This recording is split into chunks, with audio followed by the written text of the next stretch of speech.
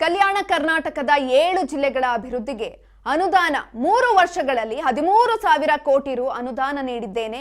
ಯಾದಗಿರಿಯಲ್ಲಿ ಸಿಎಂ ಸಿದ್ದರಾಮಯ್ಯ ಹೇಳಿಕೆಯನ್ನ ನೀಡಿರುವಂತದ್ದು. ಕಲ್ಯಾಣ ಕರ್ನಾಟಕದ 7 ಜಿಲ್ಲೆಗಳ ಅಭಿವೃದ್ಧಿಗೆ ಅನುದಾನವನ್ನ ಬಿಡುಗಡೆ ಮಾಡಲಾಗಿದೆ.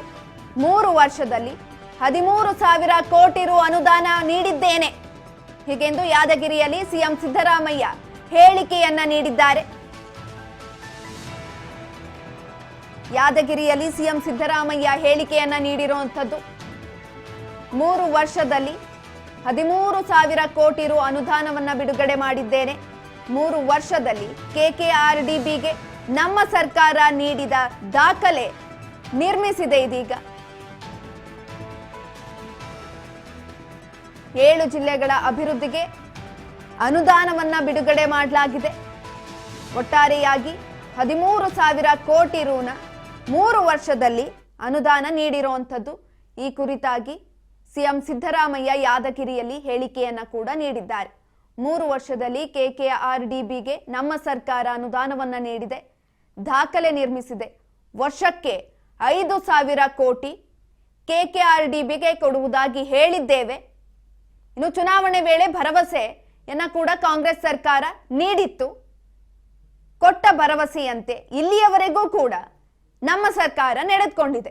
13,000 ಕೋಟಿ ಹಣವನ್ನ ನೀಡಿದ್ದೇವೆ. ಈಗಾಗಲೇ ದಾಖಲೆಯನ್ನ ನಿರ್ಮಿಸಿರುವಂತದ್ದು. ಈ ನಿಟ್ಟಿನಲ್ಲಿ 5,300 ಕೋಟಿ ಮತ್ತು ಮೊತ್ತ ಖರ್ಚಾಗಿದೆ. ಒಟ್ಟಾರೆಯಾಗಿ 5,300 ಕೋಟಿ ಮೊತ್ತ ಖರ್ಚಾಗಿರುವಂತದ್ದು.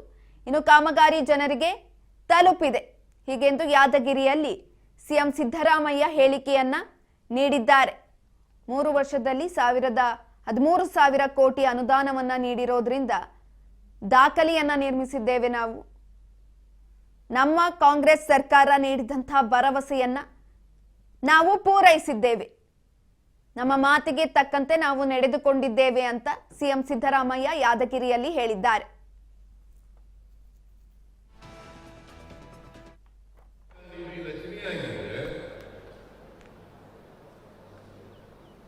ಮನಮೋಹನ್ ಸಿಂಗ್ ಅವರು ಪ್ರಧಾನಮಂತ್ರಿಯಾಗಿರುವಾಗ ಈ ಭಾಗದ ಅಭಿವೃದ್ಧಿಗೆ, ಕಲ್ಯಾಣ ಕರ್ನಾಟಕದ ಅಭಿವೃದ್ಧಿಗೆ ಸಂವಿಧಾನವನ್ನು ತಿದ್ದುಪಡಿ ಮಾಡಿ 371 ವಿಧಿ ಜೆ ಇದನ್ನ ಸೇರಿಸಿದ್ದಾರೆ. ಕಾರಣ ಯಾಕಪ್ಪ ಅಂತಂದ್ರೆ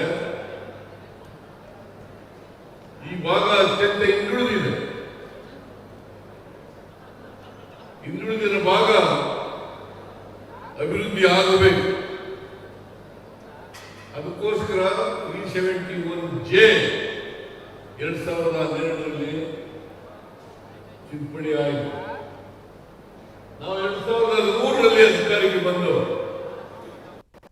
ದಿವಂಗತ ಧರ್ಮಸಿಂಗ್ ಅವರು ಕಾರಣ ಅಂತಕ್ಕಂಥದ್ದನ್ನು ಹೇಳಲಿಕ್ಕೆ ಬಯಸ್ತಾ ಇದ್ದಾರೆ. HK ಪಾಟೀಲ್ ಅವರ ಅಧ್ಯಕ್ಷತೆಯಲ್ಲಿ ಒಂದು ಸಮಿತಿಯನ್ನು ಮಾಡೋದು. ಕೊಟ್ಟ ಮೇಲೆ ಶಕ್ತಿಪ್ರಕಾಶ್ ಪಾಟೀಲ್ ಕೂಡ ಸದಸ್ಯರಾಗಿದ್ದರು. ಕೊಟ್ಟ ಮೇಲೆ ಶಕ್ತಿಪ್ರಕಾಶ್ ಪಾಟೀಲ್ ಕೂಡ